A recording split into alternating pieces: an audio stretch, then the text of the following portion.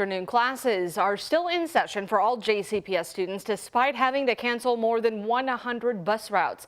That's because 143 bus drivers called out today, continuing last week's sick out over working conditions. That's a fourth of the district's drivers. Our Jim Stratman's joining us now live from the J-Town bus compound for what, Jim, you've heard from JCPS today. That's right, Brooke. We've been in contact with JCPS officials all morning long, ever since they originally announced 58 additional bus drivers were going to be calling out sick today. That just before 6:30 this morning. And we're hearing more from JCPS officials really even as we speak. This coming on the heels of another sick out that happened on Friday, where we saw a number of bus drivers calling in sick to protest working conditions. These drivers tell us that they have a number of frustrations. Long hours, the new route system, as well as fighting and disobedience on the buses, just to name a few.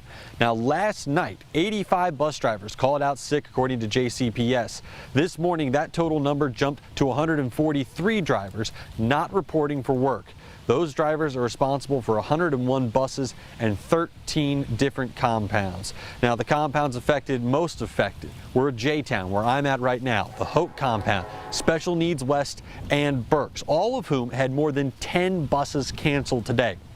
Still, JCPS decided to go ahead with class. They sent out a note to parents saying that it would be on them to make sure that their students got to school on time, but any student absences would be excused because of the busing situation.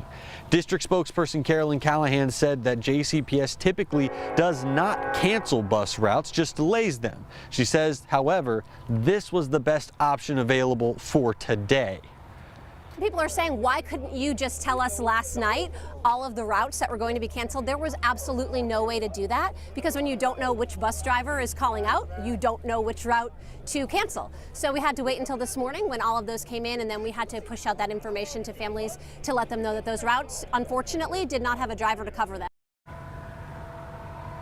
Now, we've also reached out to the spokesperson representing the bus drivers union. They told us that they are not involved in this sick out in any way. They told us that this was a local sick out planned by drivers themselves. Now, at this point, it is also unclear whether or not this will affect busing tomorrow morning as well. That is something we're going to continue to work to learn as the day continues, and we will keep you updated, of course, both on air and online. Brooke?